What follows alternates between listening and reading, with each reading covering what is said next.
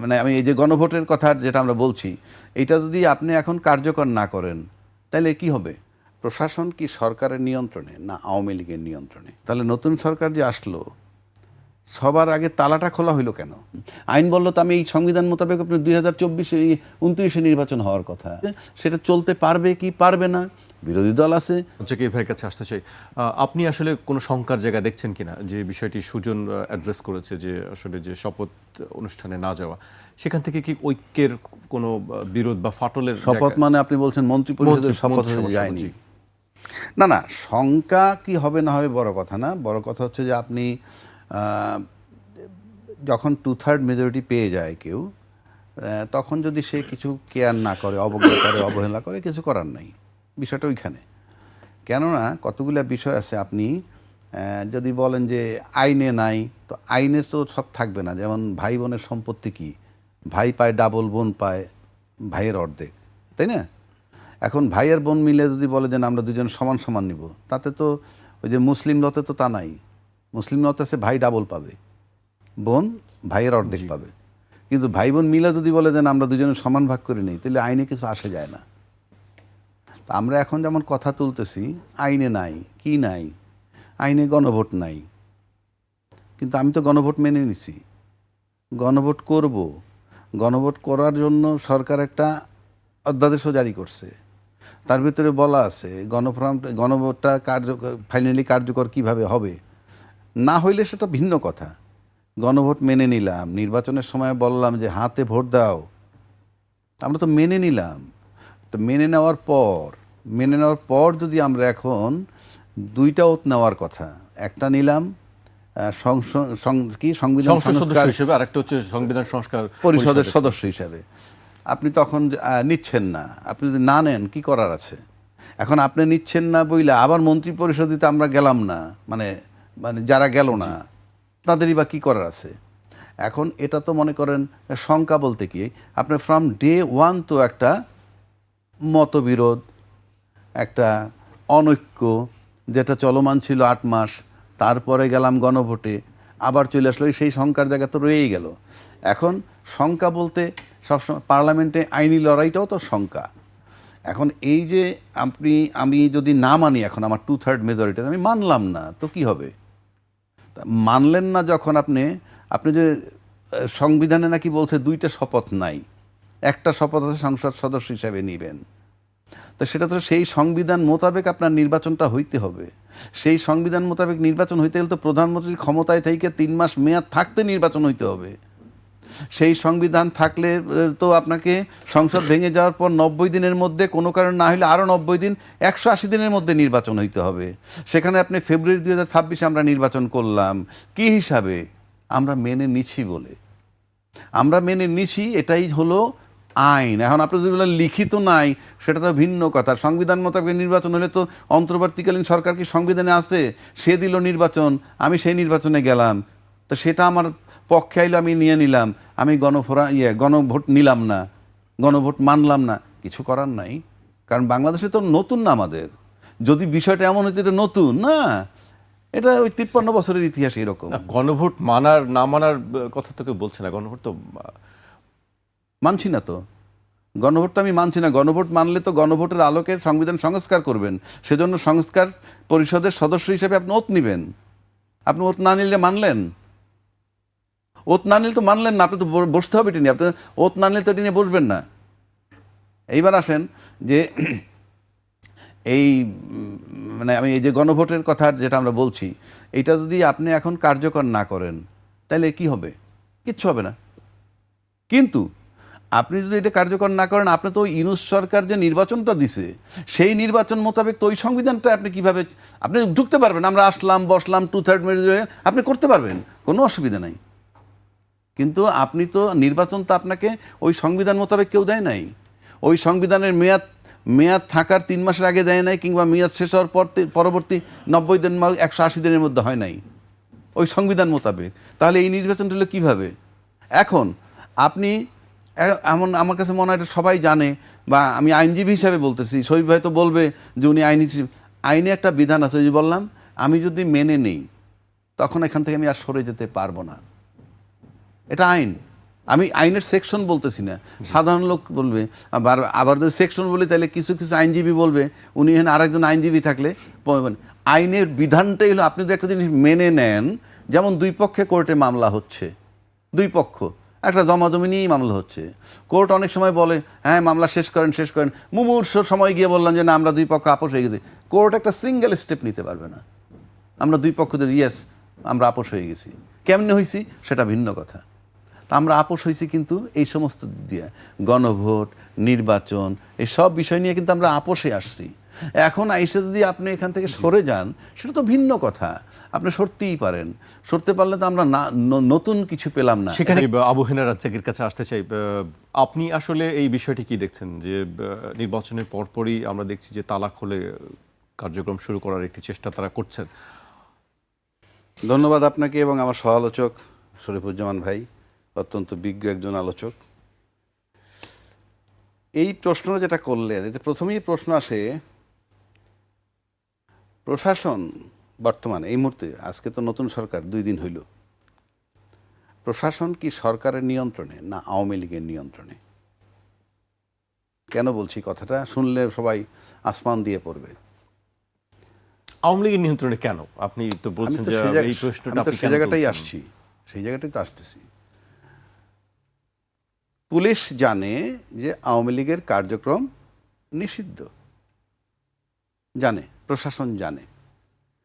তো আওয়ামী লীগ কিন্তু গত 17 মাস বা 18 মাস মাঠে নামেনি, মানে তাদের যেহেতু প্রচার নিষিদ্ধ, কার্যক্রম নিষিদ্ধ, সেই আদেশ কিন্তু এখনো বহাল, উইথড্র হয় নাই।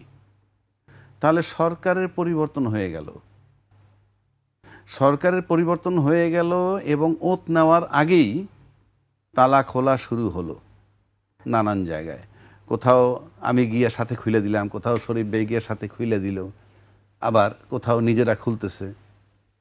তাহলে কি মানে, অর্থাৎ তারা নিশ্চিত হয়ে গেল যে ওই সরকার চলে যাওয়ার মানেই হচ্ছেই আমরা ধরাছোঁয়ার বাইরে এখন। তাহলে আদেশ কিন্তু বহাল আছে, আপনি কাজটা করতে পারবেন না। এবং বলা হয়েছে যে আগের সরকার প্রশাসনিকভাবে মারাত্মকভাবে ব্যর্থ, তাহলে নতুন সরকার যে আসলো সবার আগে তালাটা খোলা হইলো কেন?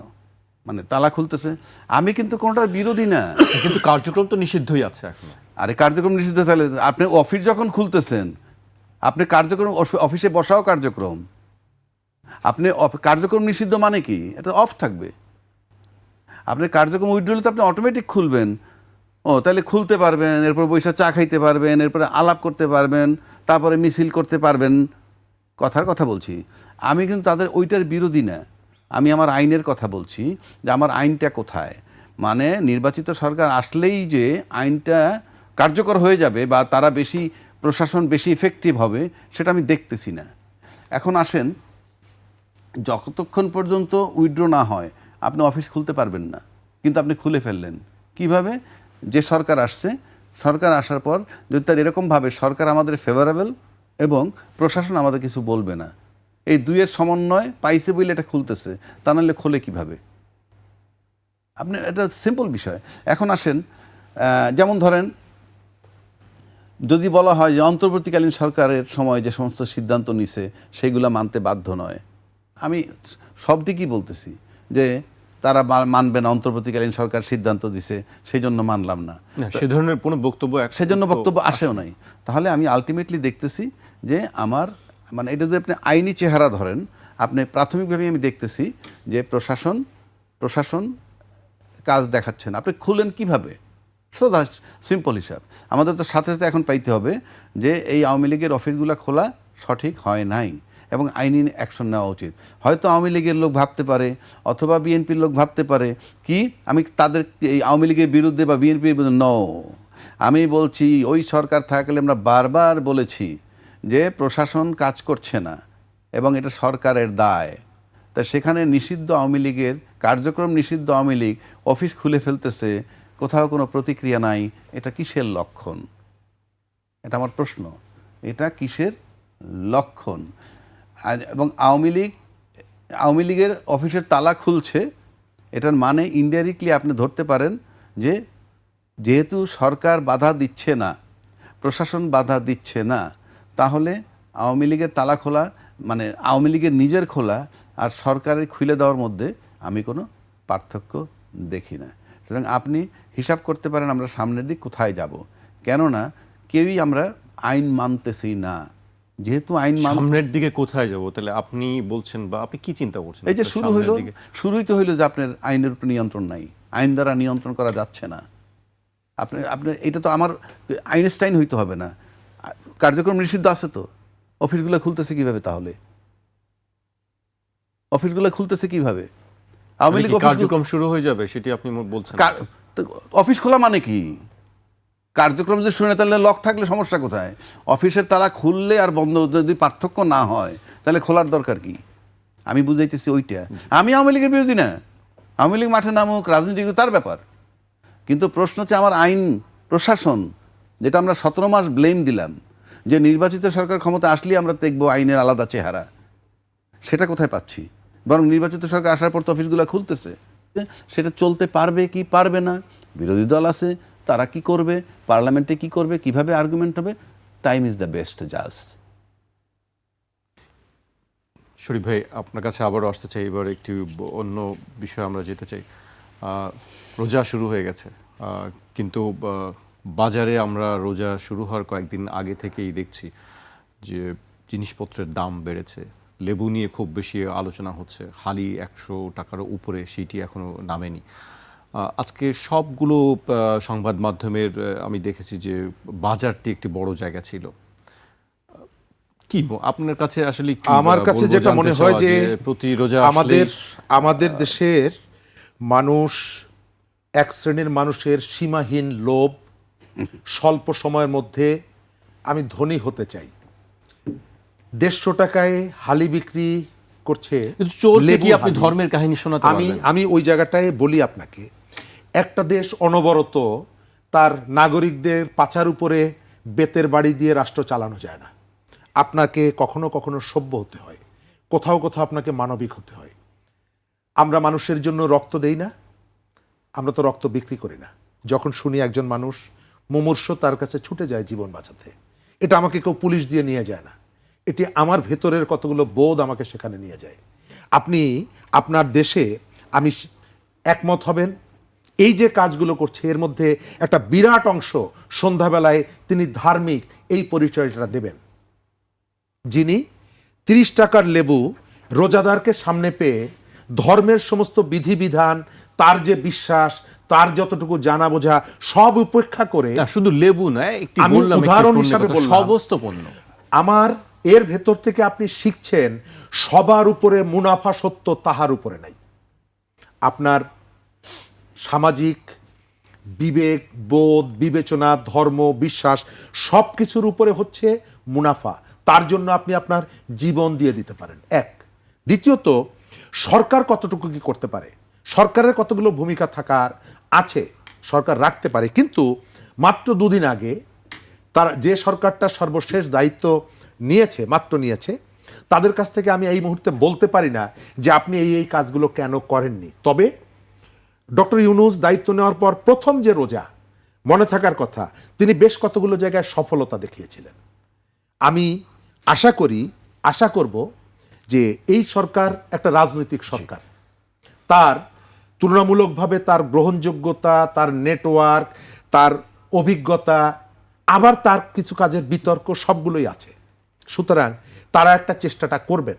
আর আমরা যারা নাগরিক হিসাবে আমাদেরও একটু কোথাও কোথাও একটু সচেতন হওয়া দরকার। লেবুর দাম বেড়েছে, আমি একসঙ্গে 15টা লেবু আমার কেনার প্রয়োজন নেই। আমি এই সুযোগে সয়াবিনের দাম বাড়তে পারে বলে আমি 1 মণ সয়াবিন তেল কিনে ঘরের মধ্যে স্টক করার কোনো এটি খুব বাজে একটি এখানেও যেন প্রবণতা একটা সংযম, দাম বেড়ে গেলে সেই পণ্যটির দিকে আমরা ঘরে নিয়ে সব জমিয়ে রাখবো। শেষ করব। আমার এই ব্যাপারে সিম্পল বক্তব্য, গোলায় দাম কত, খোলা বাজারে দাম কত, কেন হচ্ছে, একটু গবেষণা করা দরকার, দেখা দরকার। এটা খুব কঠিন কাজ না। পুরোটা পথ ধরে সিন্ডিকেট ভাঙতে পারলে লেবুর দাম কমবে, ভাঙতে না পারলে কমবে না। Very simple. এখন রাজনৈতিক সরকার আসছে, তারা ইতিমধ্যে আমরা দেখছি এক একজনে বলছে কোনো সিন্ডিকেট থাকবে না। আমরা দেখতে চাই, এখনই মন্তব্য করতে চাই না, দেখি সিন্ডিকেট ভাঙে কিনা, গোলায় দাম কত আর বাজারে দাম কত পার্থক্য হলে বা টাকাটা বাড়লো কিভাবে, এই মাঝখানে সব সিন্ডিকেট যদি ভাঙতে না পারে, অতীত সরকারের যে দোষ দেওয়া হয়েছে সেগুলো সিন্ডিকেটের মধ্যে আসলে কারা থাকে? যারাই থাকুক দায়িত্ব সরকারের। সুতরাং সরকারকে যদি এই সিন্ডিকেট রাজনৈতিক সহযোগিতা ছাড়া এটি সম্ভব না। এবং এই সরকার যদি এই সিন্ডিকেট ভাঙতে না পারে, রাজনৈতিক সরকার ক্ষমতায় এসে, তাহলে অতীতের যে যত আমরা হেনস্থ সেটার দায় দায়িত্ব তাদেরকে নিতে হবে। যেটা ভাঙা সম্ভব না, বলতে হবে, খালি মুখে বললে হবে না। কারণ বাজারে দাম কত, গোলায় দাম কত, এই পার্থক্য কেন, এটার দায়িত্ব সরকারের, এবং কেন হয় এটাকে রোধ করতে হবে সরকারের। জি, আমি শেষ করব। আপনাদেরকে অনেক ধন্যবাদ আমাদেরকে সময় দেওয়ার জন্য।